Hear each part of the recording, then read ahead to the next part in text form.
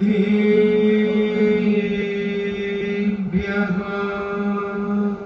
ॐ नमः सिद्धेभ्यः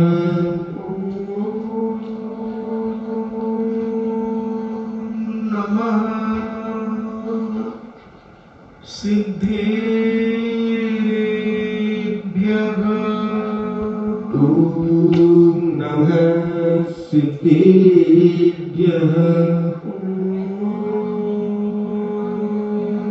नमः सिद्धेभ्यः ॐ नमः सिद्धेभ्यः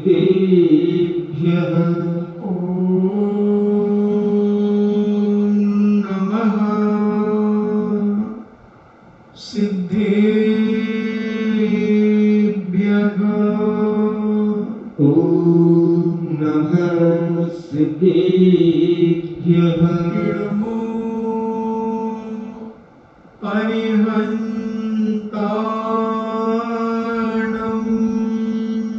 नमो अरिहन्ताणम् नमो सिद्धाणम् नमो सिद्धाणम् नमो आयर्याणम् नमो आयर्याणम् नमो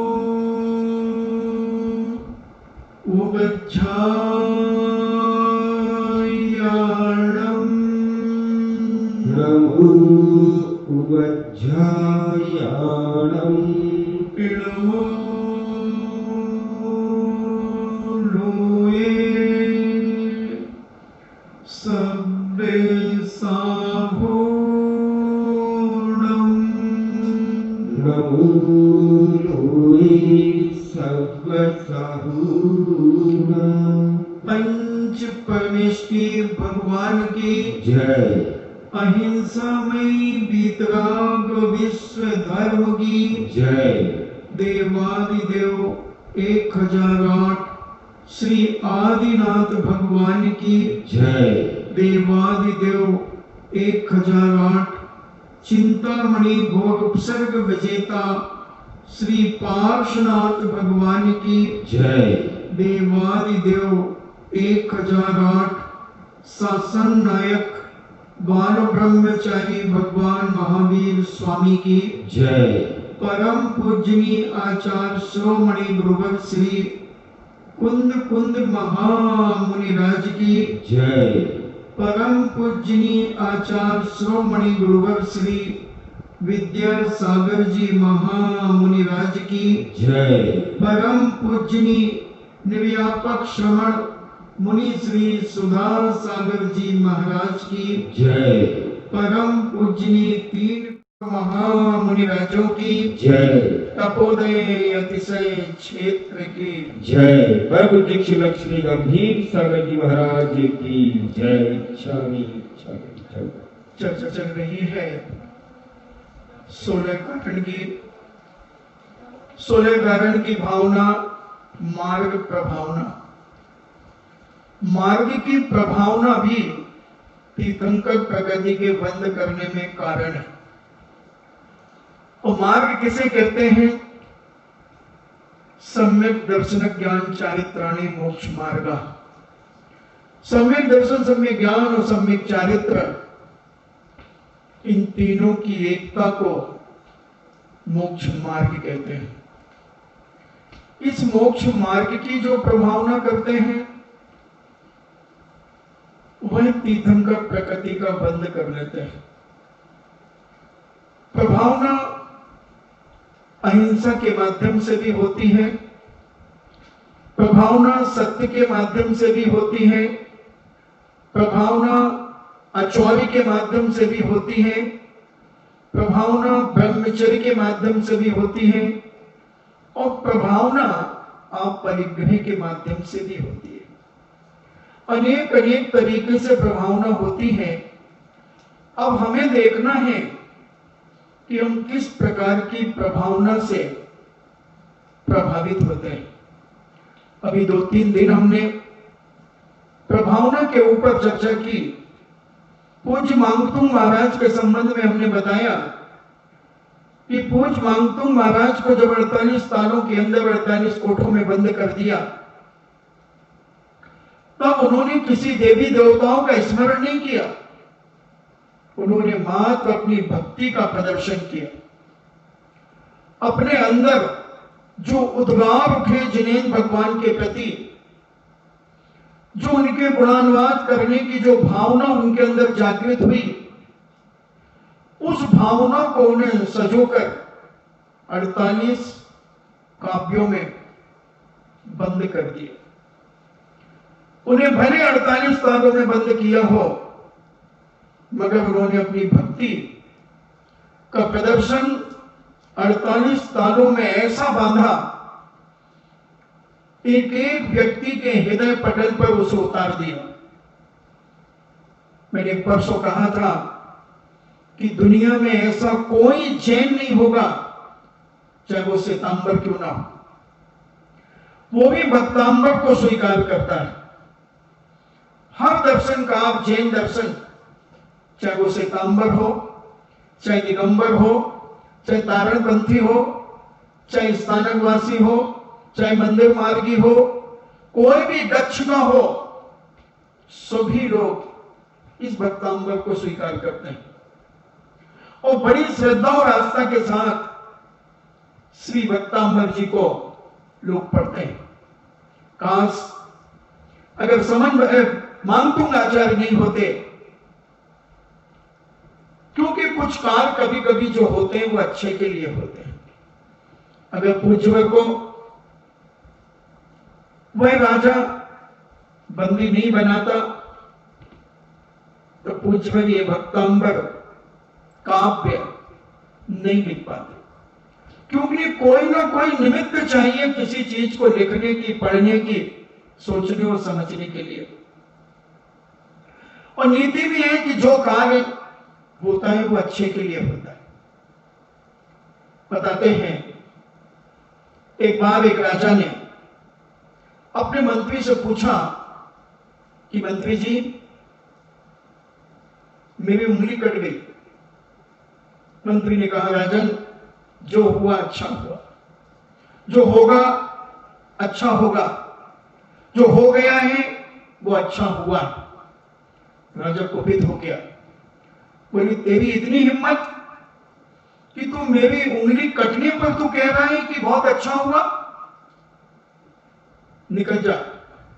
और उन्होंने अपने मंत्री को राज्य से निकाल दिया। मंत्री को राज्य से निकालने पर मंत्री थोड़ा अपमानित तो जरूर हुआ, मगर मंत्री जानता था कि कोई ना कोई समय पर राजा मुझे याद करेंगे। और बहुत आए राजा शिकार खेलने का शौक रखते हैं।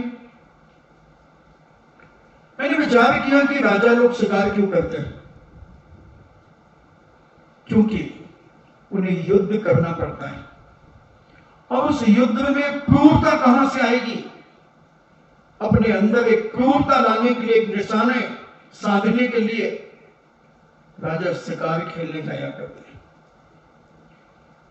और राजा जब एक बार शिकार खेलने गया और एक जगह नर बलि यज्ञ होने वाला था। नरों की बलि यानी मनुष्यों की बलि दी जाना थी उस यज्ञ में, क्योंकि लोग अनेक अनेक प्रकार के यज्ञ किया करते थे। समीचीन मार्ग का ज्ञान नहीं होने के कारण लोगों के मन में जैसे विचार आते हैं, 4 लोग मिलकर के एक अपना खेमा बना लेते हैं, अपना एक पंथ बना लेते हैं, अपना एक मार्ग बना लेते हैं और उस मार्ग पर लोगों को चलाने के लिए प्रयास करते हैं और अनेक अनेक तरीके से प्रलोभन देकर अपनी पार्टी में मिलाने का प्रयास करते हैं, अपने पंथ को बढ़ाने का प्रयास करते हैं। बहुत सारे आदताइयों ने अपने अपने तरीके से क्रियाएं की तो जब नरमेघ यज्ञ होने वाला था तो किसी मनुष्य की आवश्यकता थी। अब उस नरमेघ यज्ञ के कुछ लोग मनुष्य की खोज के लिए यत्र तत्र विचरण कर रहे थे। राजा अचानक एक जंगल में भटक गया और जंगल में भटकते ही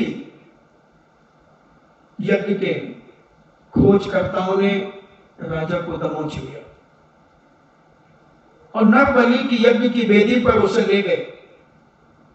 राजा हष्टपुष्ट था, सर्वांग सुंदर था, एड़ी से लेकर चोटी तक। जब उस यज्ञकर्ता ने राजा का निरीक्षण किया, तो उसने कहा कि नहीं, ये आदमी बलि के योग्य नहीं है। अपाहिज व्यक्ति की बलि नहीं चढ़ाई जाती। इसकी उंगली कटी है, ये अपाहिज है, इसे हटा दिया जाए, नहीं तो यज्ञ में अपशकुन होगा, विघ्न बाधा आएगी। राजा उसी समय मन में विचार करता है कि काश अगर मेरी उंगली नहीं कटी होती तो आज मैं बलि की वेदी पर बलात्कार जबरदस्त मेरे द्वारा मेरे ऊपर अत्याचार रणनीति के माध्यम से कत्लेआम कर दिया जाता। बहुत अच्छा हुआ। और राजा ने छूटते ही अपने घोड़े पर बैठकर रास्ता पूछा और अपने राज्य पर आ गया। राज्य पर आते ही उसने सेनापति को कहा कि जिस मंत्री को हमने निकाला था उस मंत्री को बुलाया जाए। सेनापति ने कहा, महाराज, आपने बड़ी क्रूरता के साथ उसे निकाला था, अपमानित करके निकाला था, क्या पता वह आएगा कि नहीं। राजा ने कहा, जितनी भेंट लगे उतनी भेंट देकर तो उसे बुलाया जाए, क्योंकि वह हमारा दुश्मन नहीं था, वह हमारा हितकारी था, हमारा उपकारी था। उसने बहुत बड़ी बात कही थी, राजन, जो होता है अच्छे के लिए होता है, अच्छे के लिए होता है। और आज मैं बच गया उंगली कटने के कारण। उसी प्रकार मैं कहता हूं कि पूज्य मांगतू महाराज को उन लोगों ने बंदी बनाया, मगर महाराज का क्या बिगड़ा? हम सबकी बिगड़ी सुधर गई, हम सबकी बिगड़ी सुधर गई। वो तो अपने ध्यान में इतने लीन हो गए और भक्ति में इतने तल्लीन हो गए कि उनके अंतरंग से स्फुटित होने लगे भगवान के गुणानुवाद। और वो जब भक्ति में लीन होकर के विराजमान थे, देवों के आसन कंपायमान हो गए, देवी देवताओं के आसन कंपायमान हो गए। और उन देवियों ने, उस चक्रेश्वरी ने आकर के ऐसी प्रभावना की, ऐसा चमत्कार किया कि 48 कोठों से बाहर आकर उनके ताले टूट गए और पूजवर बाहर आकर के विराजित हो गए। राजा यह दृश्य देखकर आश्चर्यचकित होता है और पूजवर के चरणों में साष्टांग नमस्कार करता है, साष्टांग नमस्कार करता है। और राजा ने कहा कि मेरी अज्ञानता के कारण, मेरे अहंकार के कारण मैंने तुम्हें बंदी बनाया। प्रभु, गुरु, सच्चा धर्मात्मा कभी किसी को दोष नहीं देता, वो सारे दोष अपने ऊपर लेता है। पूज्य ने कहा, राजन, मैंने भी कभी पूर्व जन्म में तुम्हें बंदी बनाया होगा, तुम्हें बंदी बनाया होगा, क्योंकि स्वयं कथम कर्म यदात मना पुरा फलम दधियम लभते शुभाशुभम। स्वयं के द्वारा जो किए हुए शुभ और अशुभ कर्म होते हैं, उनका ही फल प्रत्येक जीव को प्राप्त होता है। अगर स्वयं के किए हुए कर्मों का फल स्वयं को ना मिले तो फिर किसे मिलेगा? किसे मिलेगा? अगर किसी अन्य को मिले, ऐसा हो नहीं सकता। अगर ऐसा होता है तो भोजन मैं करूं तो तुम सबका पेट भर जाए, या भोजन तुम सब करो और सारे विश्व के साधुओं के पेट भर जाए। अगर ये होता है तो हम स्वीकार कर सकते हैं कि कर्म कोई करे और फल कोई भोगे। नहीं भाई, कर्म सिद्धांत तो कहता है कि उन्होंने भी कभी ना कभी किसी जन्म में उस राजा को बंदी बनाया होगा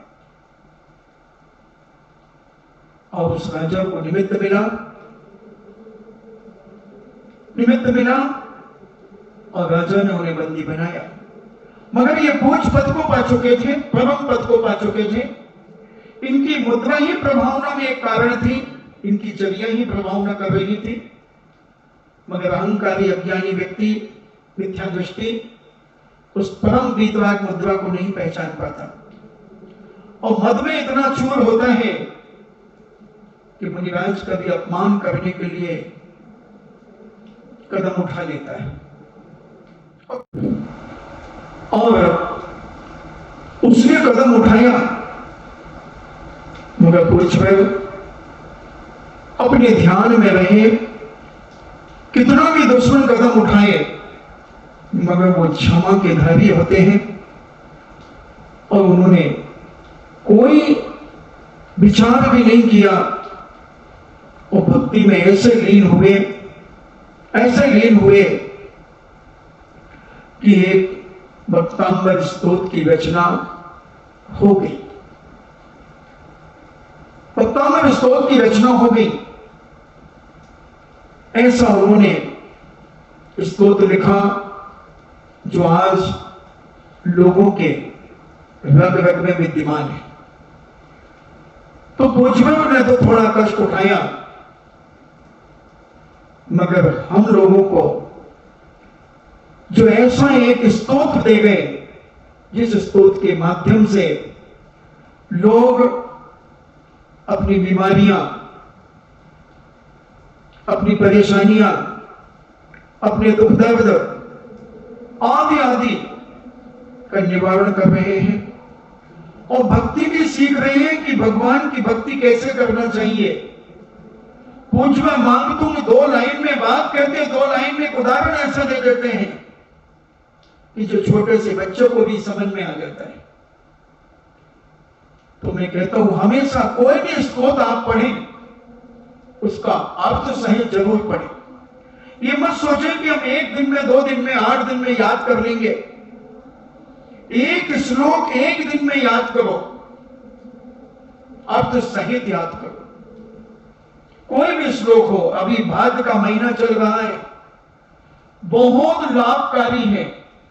इस भाद्रवा महीने में कोई भी मंत्र जाप आप शुरू करें, कोई भी स्तोत्र पढ़ना शुरू करें, ये सुख में वृद्धि करने में कारण है, सौभाग्य में वृद्धि करने में कारण है। क्योंकि अलग अलग महीने में अलग अलग इसके फायदे बताए। कल हमने एक ही भाव स्तोत्र की भी बात कही कि पूज्य वादिराज ने एक ही भाव स्तोत्र लिखा। उन्होंने भी अपनी भक्ति का प्रदर्शन किया एक भक्त के कहने पर कि जब उन्हें कोढ़ हो गया, अब उनकी शिकायत राज दरबार में हो गई और भक्त ने डंके की चोट पे कह दिया उस सेठ ने कि हमारे मुनिराज कोढ़ी नहीं होते, क्योंकि लांछन लगाने वाले ने थोड़ी सी गलती कर दी। उसने कहा जैन धर्म को मानने वाले साधु कोढ़ी होते हैं। सेठ ने कहा कि हमारे महाराज कोढ़ी नहीं होते, क्योंकि उसने बहुवचन में कहा। वो कहता कि फलाने महाराज को कोढ़ है तो हमारा सेठ इतना भावुक नहीं होता। जब उसने कहा कि जैन धर्म को मानने वाले साधुओं को कोढ़ होता है, कोढ़ी होते हैं? तो सेठ ने कहा नहीं होते, और गुरुवर के चरणों में पहुंच गया। पूज्यवर ने रात भर में एक ही भाव स्तोत्र का स्मरण करके, भक्ति करके, और कोढ़ को समाप्त कर दिया। मगर इतने करुणावान और सत्यवान थे, उन्होंने विचार किया कि अगर संपूर्ण कोढ़ को मैं समाप्त कर लेता हूं तो निश्चित धर्मद्रोही लोगों की हत्या नियम से हो जाएगी। और राजा ने जब मुनिराज के सत्य पर प्रभावित हुआ कि आप इतना सत्य बोलते हैं, आपने उंगली में, छिंगली में, कनिष्ठा उंगली में कोढ़ बचा करके रखा, इतना सत्य आपके अंदर। और राजा उनके सत्य से प्रभावित हो गया और राजा ने जैन दर्शन स्वीकार कर लिया। और जो धर्मद्रोही थे उन्होंने भी जैन दर्शन को स्वीकार कर लिया। ऐसे हमारे दो स्त्रोत्रों की चर्चा, उनकी प्रभावना, हमने कल कहा था कि एक ही भाव स्त्रोत की प्रभावना थोड़ी सी लोगों के दिल और दिमाग में कम है। एक ही भाव स्तोत्र भी बहुत गरिमापूर्ण स्तोत्र है, बहुत भक्तिपूर्ण स्तोत्र है। उसको अगर हम पढ़ना सीख जाएं, छोटा सा है, वक्तांबर से लगभग आधा, शायद 26 श्लोक, 26 श्लोक हैं। एक दिन में एक श्लोक अर्थ सहित सीखा जाए, 26 दिन में पूरा हो जाएगा। अच्छा, अभी से पढ़ने जाने हैं?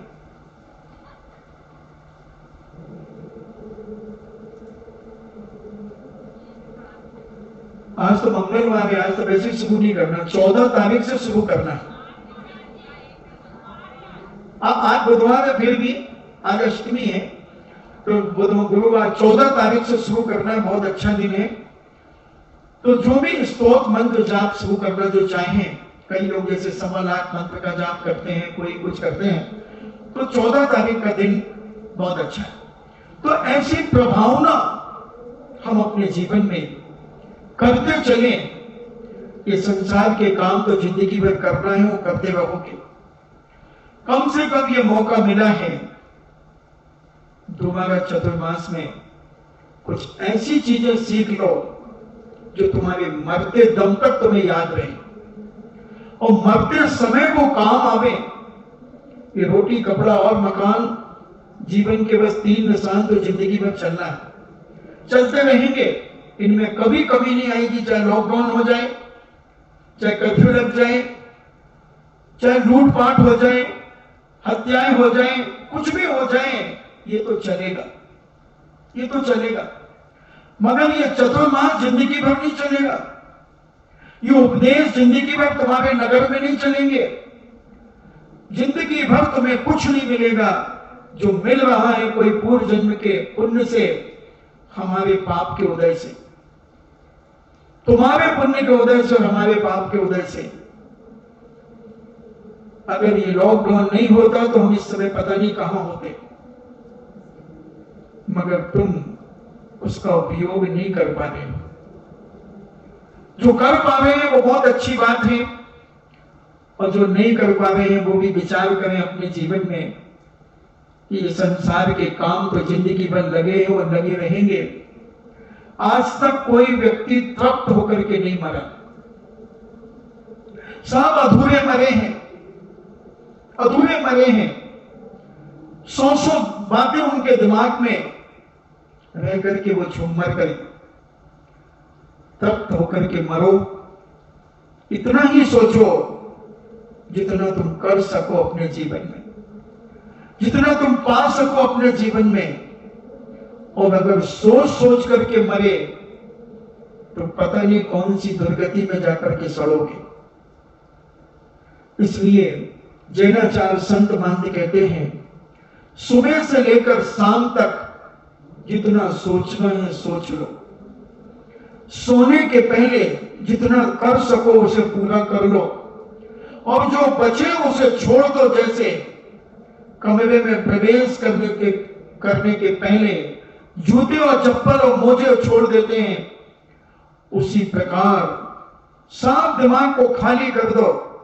अगर अपने जीवन की गति को सदगति करना है, अगर अपनी जिंदगी को प्रभावना के साथ मरना है, प्रभावना के साथ मरना है। मरना तो सबको है, मगर प्रभावना करते करते अगर मरना है तो सारे लोगों को कहकर के बोलो, मरो। प्रतिदिन बोलो कि मैं सुबह से शाम तक बहुत सोचता हूं, बहुत कुछ करता हूं, और जो नहीं कर पाता हूं उसको बाहर फेंक करके अपने घर में प्रवेश कर जाता हूं। सब बाहर फेंक देता हूं। कल उठूंगा फिर सोचूंगा, मगर आज मैं सोचते सोचते नहीं सोता, मैं टेंशन में नहीं सोता, मैं अपनी नींद को हराम नहीं करता, अपने जीवन को इतने आनंद से जीता हूं, इतने आनंद से अपने जीवन को जीता हूं। रात हमारी है और दिन पराया है। दिन दूसरे का है, दिन दूसरों के लिए है, मगर रात हमारी है, हमें सोने के लिए मिली है। हम उसमें सब कुछ विकल्पों को छोड़कर सोएंगे। मगर अज्ञानी मिथ्या दृष्टि जीव रात्रि में बिस्तरों में भी पापड़ जैसे सिकता रहता है, पलटता रहता है, उलटता रहता है, पता नहीं क्या क्या सोचता रहता है, कितनी कल्पनाएं सजो करके रखता है, और पूरी नहीं हो पाती। रात को 12 और 2 बजे तक नींद नहीं ले पाता, और सुबह में जब उठता है तो कहता मेरा सिर बहुत भारी हो रहा है, मुझे आज अच्छा नहीं लग रहा है। इसलिए अच्छा नहीं लग रहा है कि तूने सीमा से ज्यादा विचार कर लिए, सीमा से ज्यादा अपने मन को वजन दे दिया है, लोड दे दिया है, इसलिए तेरा जीवन दुखी हो रहा है। हम जैन हैं, क्षत्रिय हैं, हम इतना क्यों परेशान होते हैं अपनी जिंदगी में? अपनी जिंदगी को इतना आनंदमय बनाओ, इतनी प्रसन्नता से जीवन जियो, जितना समय सीमा तक जितना काम हो जाए फिर कल देखा जाएगा। जयपुर नरेश शिकार खेलने जाया करते थे और प्रतिदिन शिकार खेलने जाते थे, मगर अमरचंद दीवान उनके राज दरबार में दीवान पद से विभूषित थे। मंत्री दीवान से चिढ़ते थे, और जो मंत्री उनके साथ में जाते थे उन्होंने कहा कि राजन, रोज रोज हम ही लोग आपके साथ शिकार खेलने जाते हैं, कल आप अमरचंद दीवान को ले जाइए। राजा ने कहा ठीक है, बुलाओ अमरचंद को। अमरचंद को जब बुलाया, अमरचंद दीवान ने राजा के सामने प्रस्तुत हुए और कहा, राजन आज्ञा। अमरचंद दीवान, कल तुम मेरे साथ शिकार खेलने के लिए चलोगे? अमरचंद कहते हैं, राजन अगर मैं आपके साथ चलूंगा तो आप एक भी शिकार नहीं कर पाओगे, एक भी नहीं कर पाओगे, क्योंकि मैं ठहरा जैन, मैं ठहरा अहिंसक। ये कैसे हो सकता है कि एक अहिंसक के सानिध्य में कोई किसी जीव की हिंसा कर दे? असंभव राजन, असंभव। मंत्री देखते हो, बोले बड़ी हेकड़ी दिखा रहा है, और राजा के कान भर दिए। कहा, राजन ये बड़ी अपने धर्म की बातें करता है, बड़ा धर्मात्मा समझता है अपने आप को। आपसे निवेदन है राजन, इसे ही कल शिकार पर ले जाइए। और राजा हमेशा कान के कच्चे होते हैं। राजा के जीवन दूसरों की बातों पर ही चलता है। कई लोग इधर भी होते हैं, दूसरों की बातें सुनकर के कई बार लोग भड़क जाते हैं। चाहे कुछ भी ना हो, मगर अगले ने तुम्हें ऐसा सुना दिया कि तुम इतने बिगड़ गए, आपे से बाहर हो। जो विवेकशील होता है वो सुनता है सबकी, वो करता है मन की। सबकी सुनता है, जो कुछ कहेंगे सबको सुनेगा। जो समझ करके उसके काम की बात होगी वो उसे ग्रहण करेगा, और जो काम की नहीं होगी वो निकाल करके फेंक देगा। ये विवेकशील धर्मात्मा व्यक्ति का लक्षण होता है। विवेकशील व्यक्ति कभी किसी की बातों में आकर अपने जीवन को विकृत नहीं करता। वो जानता है कि ये व्यक्ति की स्वभाव में ऐसा है और ये मुझे फंसाना चाहता है, भिड़ाना चाहता है, इसलिए इसकी बुराई उसकी बुराई इधर उधर की बातों में मेरा समय बर्बाद करेगा। वो सुनता ही नहीं। राजा के कान भर दिए गए और राजा साहब ने कल अमरचंद दीवान को जैसे ही वो राज दरबार में आए और कहा, अमरचंद दीवान अपना घोड़ा कसो और मेरा घोड़ा भी तैयार कराओ, आपको मेरे साथ शिकार के लिए चलना है।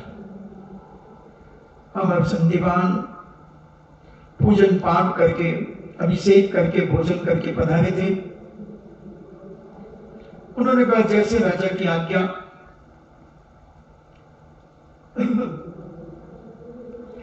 और राजा, अमरचंद दीवान और भी कुछ सैनिक साथ चल पड़े।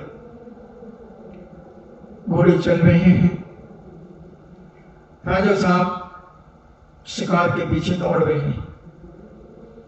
कभी शेर के पीछे दौड़ते हैं, तो कभी भालू के पीछे दौड़ते हैं,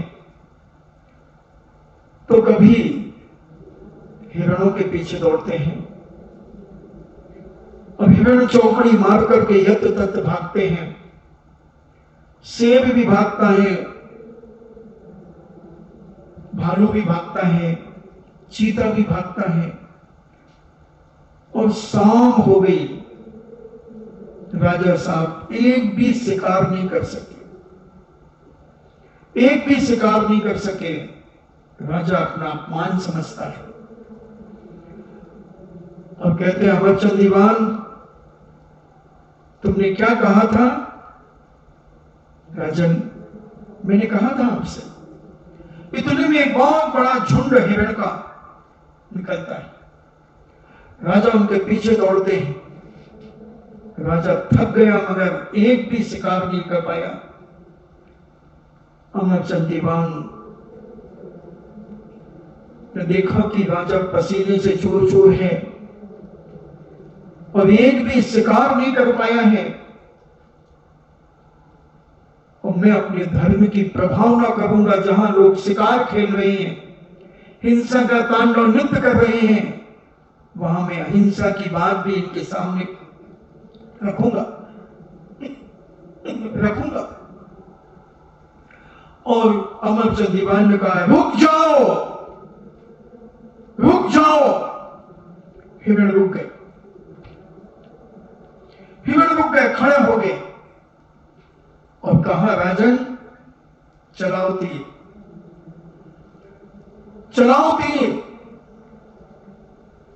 राजा कहता है, क्षत्रिय कभी स्त्री के ऊपर तीर नहीं चलाता, क्षत्रिय कभी बालक के ऊपर तीर नहीं चलाता, क्षत्रिय कभी नपुंसक के ऊपर तीर नहीं चलाता, क्षत्रिय कभी निहत्थे के ऊपर तीर नहीं चलाता, क्षत्रिय कभी शरणागत में आने वाले व्यक्ति के ऊपर कभी तीर नहीं चलाता।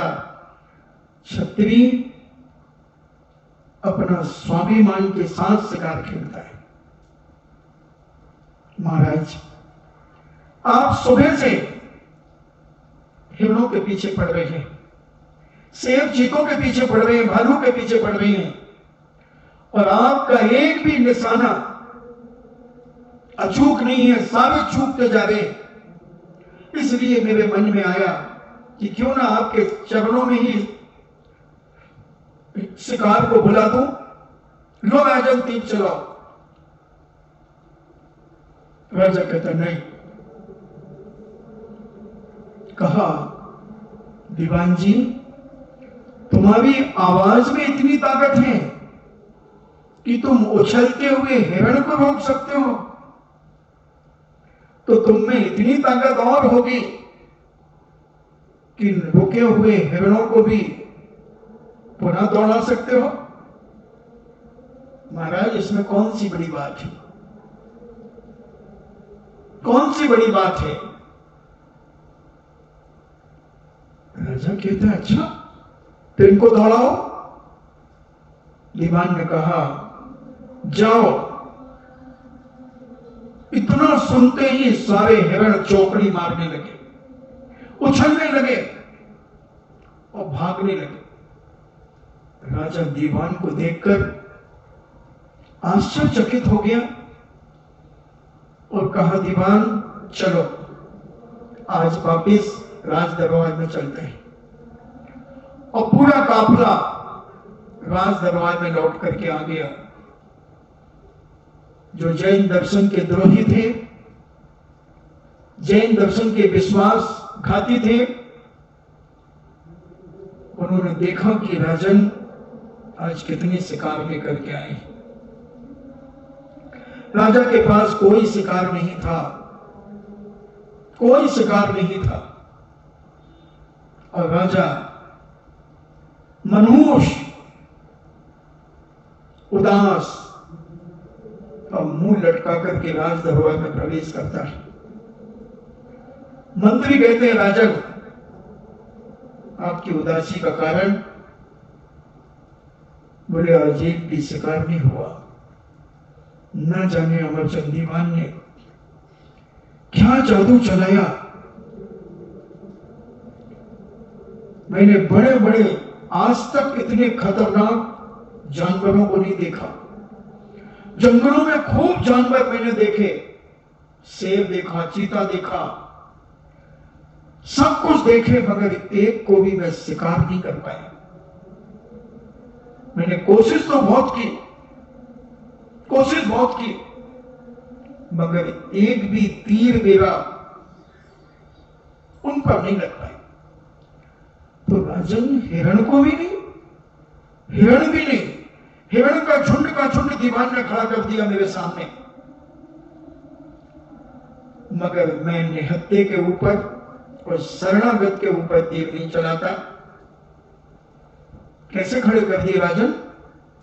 उसकी आवाज में जादू है, उसकी आवाज में जादू है। उसने एक आवाज लगाई और सारे हिरण खड़े हो गए, खड़े हो गए। राजन, ये सब माया जाल है, ये सब इसका षड्यंत्र है। अगर इसमें इतनी ताकत है तो ये शेर को दूध और जलेबी खिला करके बताएं।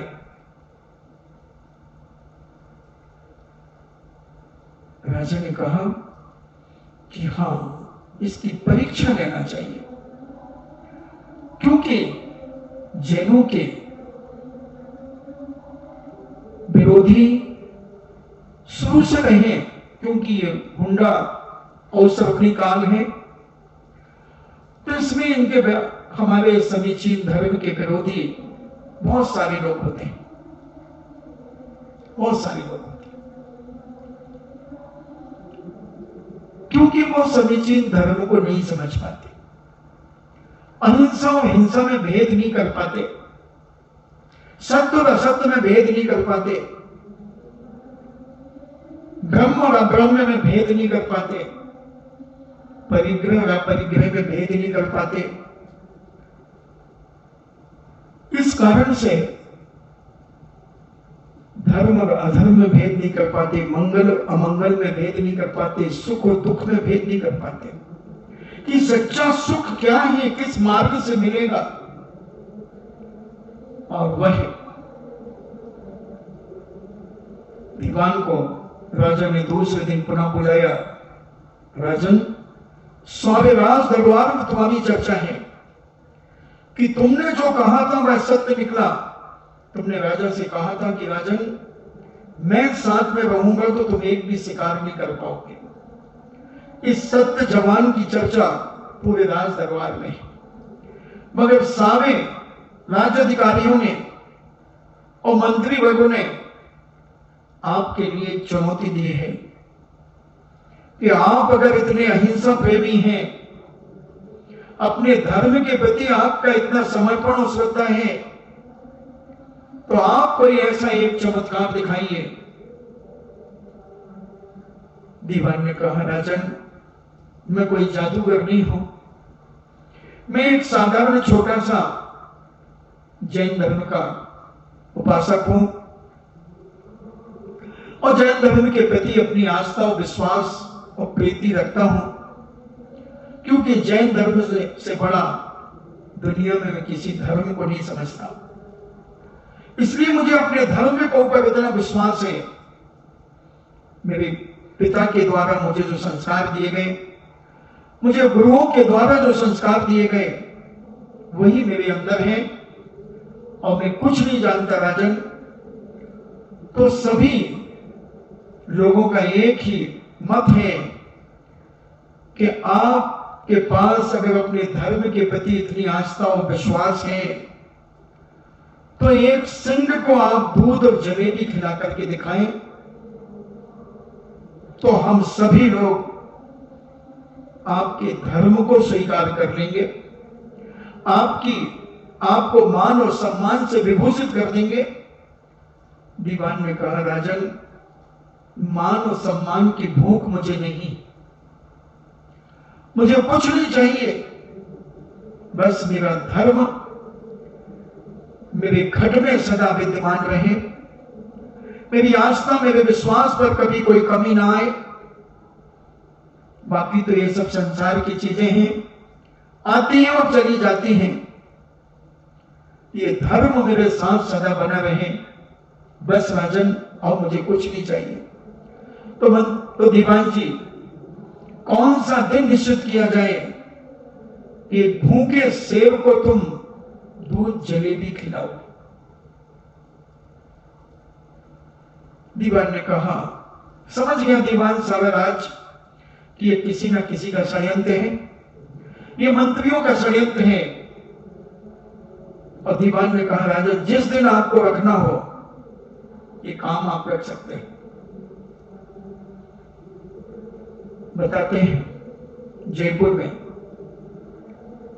एक जलेबी चौक है, एक बड़ी चौपड़, वहां कहीं पर यह कार्यक्रम रखा गया। बड़े बड़े लोहे के कटघरे बनाए गए और उसमें एक पिंजरे के अंदर एक खूंखार शेर, जो कुछ दिनों से जिसे भूखा रखा गया, वो लाया गया और एक कढ़ाई में दूध रखा गया और एक बहुत बड़े थाल में जलेबियां रखी गई। जलेबियां जानते हो, बड़ी बड़ी जलेबियां, इतनी सी नहीं, ऐसी बड़ी सी नहीं, 6 बड़ी बड़ी जलेबी और रस भरी बड़ी बड़ी जलेबियां थाल में सजाई गई और सिंह दहाड़ रहा है पिंजरे के अंदर, पिंजरे के अंदर दहाड़ रहा, भूखा है और हजारों की जनता उस तमाशे को देखने के लिए आई है। सारे लोगों ने समझ लिया कि आज दीवान मरेगा, आज अमरचंद दीवान मरेगा। जलेबी, कभी शेर ने दूध जलेबी खाई है? 1 साल तक शेर का बच्चा दूध पीता है। हमने देखा है शेर के बच्चों को। 1991 के चातुर्मास के पहले हम लोग बालाघाट में थे, पूज्य आचार्य श्री के साथ में। तो मुझसे एक संतोष जैन ने कहा कि महाराज जी शेर के बच्चे देखोगे? मैंने कहा मैं खुद ही शेर का बच्चा हूं, तो मुझे शेर के बच्चे क्या दिखाएगा? बोले नहीं नहीं महाराज जी, मजाक नहीं कर रहा हूं, सही में कह रहा हूं। मैंने तेरेंचों को क्या देखना, हमारे मुनिराजों को ही सिंह की उपाधि से विभूषित किया जाता है। मैंने कहा फिर भी आचार्य श्री से पूछता हूं। और पूज्य आचार्य श्री के पास गए, हमने कहा महाराज जी अपन जंगल इस तरफ चलते हैं और आज इस तरफ चले तो रास्ते में रेंजर का बंगला है, उसके बंगले पर शेर के बच्चे हैं। आचार्य जी कहते तुम शेर के बच्चे नहीं हो क्या? तो मैंने कहा मैं तो हूं, मगर चलो। जंगल में लौट के आए तो वहां 2 शेर के बच्चे थे। उस रेंजर के यहां पर, क्योंकि शेरनी को शिकारियों ने मार दिया था तो शेर आदमखोर हो गया था। अब वो बच्चे भूखे रोड पर आ गए जंगल में से, उनको आदिवासियों ने पकड़ करके रेंजर को दे दिया था। पूज्य के सामने जब उसने लाया, आचार्य श्री के बाद प्रक्षालन किए, उनका गंधोदक उन शेर के बच्चों को लगाया और मैंने आचार्य जी से कहा महाराज इनको नमो कार्मन सुनाओ। उस रेंजर ने उनको गोदी में ले लिया। पूज्य ने जब नमो कार्मन सुनाया तो वो आंख बंद करके नमो कार्मन सुन रहे थे। फिर उन्होंने कहा महाराज ये संगी पंचेंद्री हैं, इनको उपदेश भी दीजिए। तो आचार्य श्री ने कहा हे वनराज, तुम वनराज मैं महाराज। पहले हम भी वनों में रहा करते थे और तुम भी वनों में रहा करते थे, मगर संगठन की हीनता के कारण हम भवनों में चले गए और तुम आज भी वनों में हो और वो बिल्कुल आंख बंद करके सुन रहे हैं। आचार्य श्री ने 1-2 मिनट उपदेश दिया, उसी बीच में किसी ने उसको छेड़ दिया, उसने अपना पंजा उठा करके मुंह फाड़ना चालू कर दिया। शेर का बच्चा भी इतना खूंखार होता है, मगर एक संयमी व्यक्ति के सामने शेर भी शांत हो गया। अमरचंद दीवान उस कटघरे में बुलाए गए और सारी जनता श्वास रोक करके बैठ रही है कि अब अमरचंद दीवान मारे जाएंगे।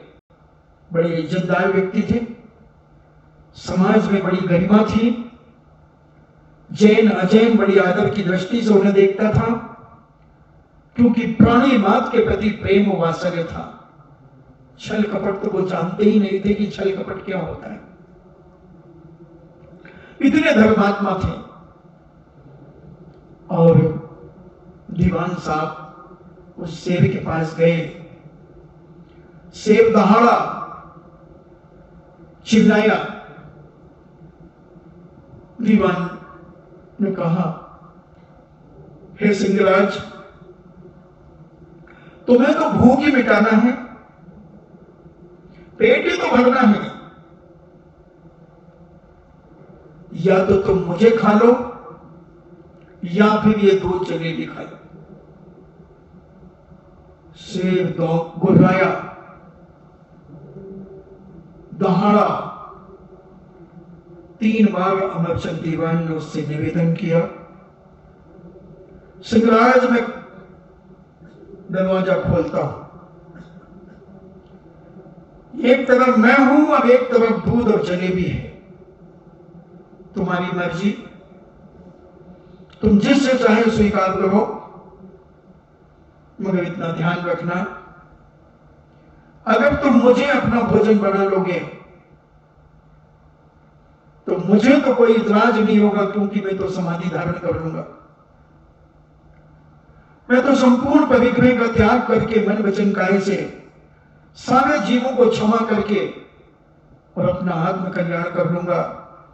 मगर तुम सोच लो अपना, तुम्हारा क्या होगा, तुम्हारा क्या होगा। सिंह ने पुनः एक बार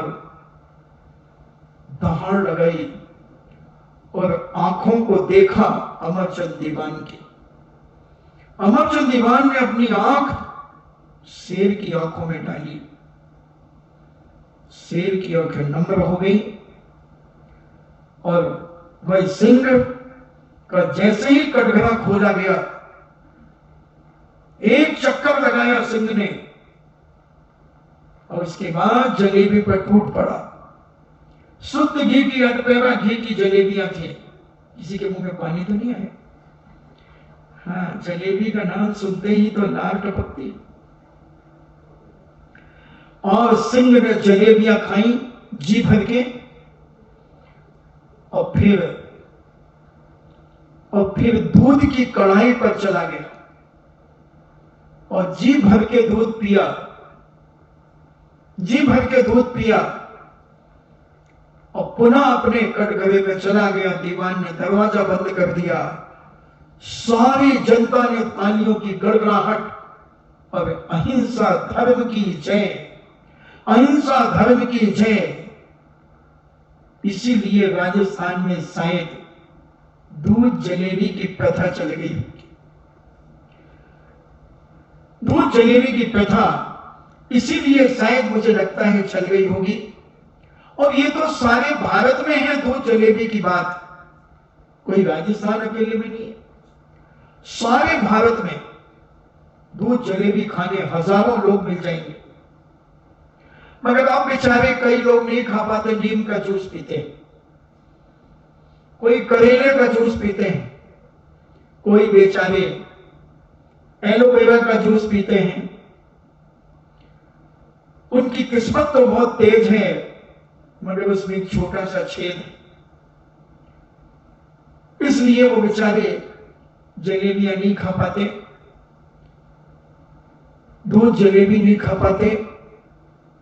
तो जब हमारी धर्म की प्रभावना की बात आ जाए पूरी ताकत लगा देना, अपने आप को इतना समर्पित कर देना इस वीतराग धर्म के चरणों में और प्रभावना करने में कभी पीछे मत हटना, पीछे मत हटना बंधुओं। बड़े बड़े राजा महाराजा, बड़े बड़े राजा महाराजा, शेर साहूकारों ने इस धर्म की प्रभावना के लिए अपना सब कुछ बलिदान कर दिया, सब कुछ बलिदान कर दिया। प्रभावना धर्म की होना चाहिए, प्रभावना देश की होना चाहिए, राष्ट्र की होना चाहिए। भामाशाही ने अपनी सारी संपत्ति महाराणा प्रताप के चरणों में समर्पित कर दी। राज्य की रक्षा के लिए, राष्ट्र की रक्षा के लिए इतनी संपत्ति दी कि 12 साल तक, 12.5 साल तक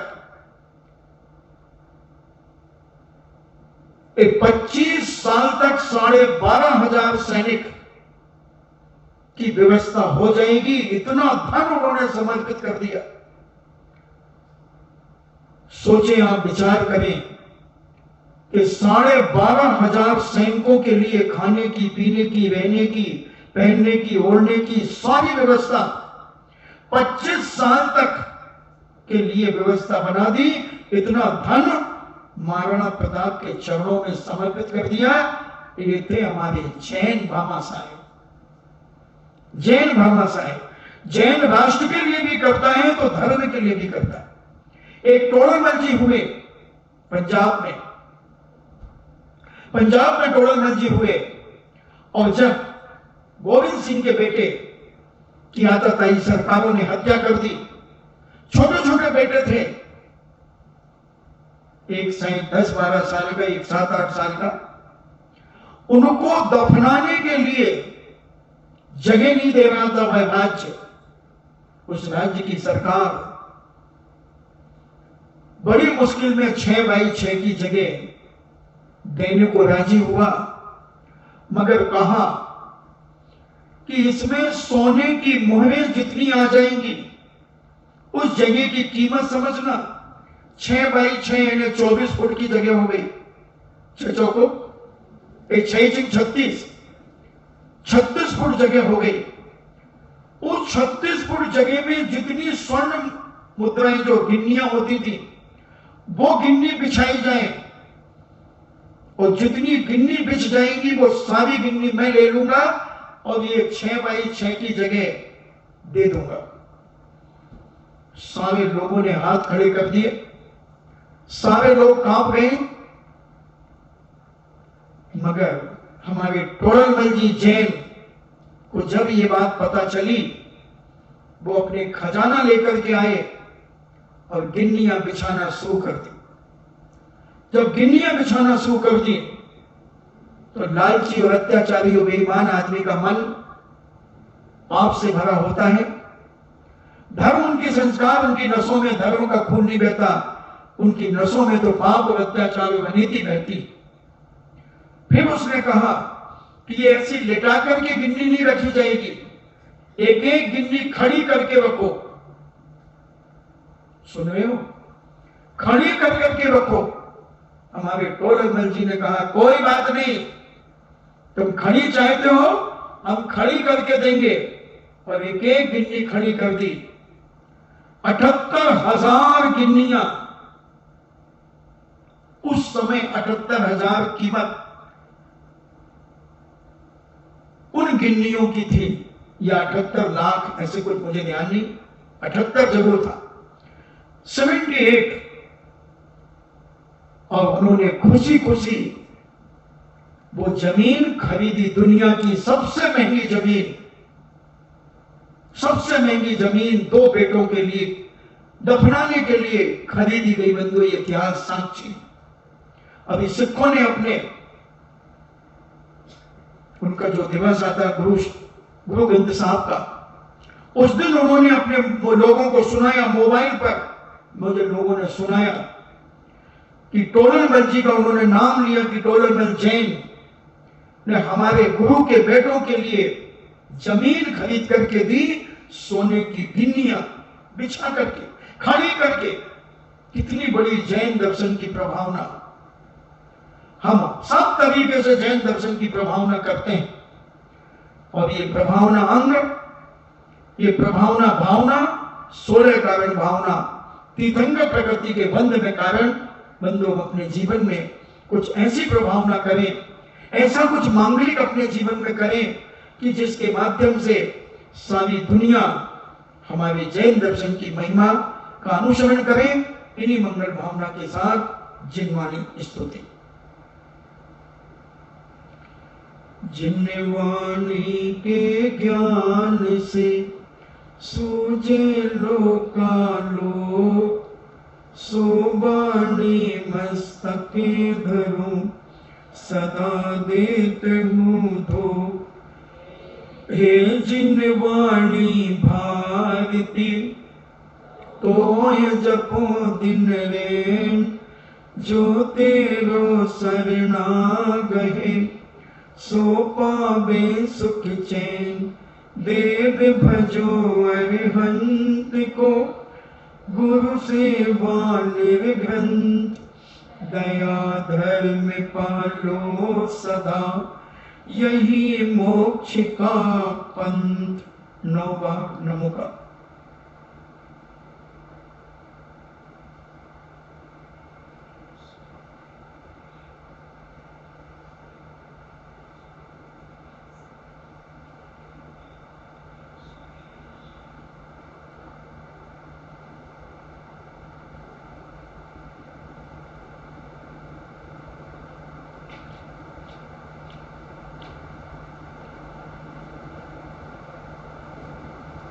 परम पूजनीय द्वादशांग जिनवाणी माता की सुत देवता, सुत देवता, सुत देवता, जैनम जेतु शासनम,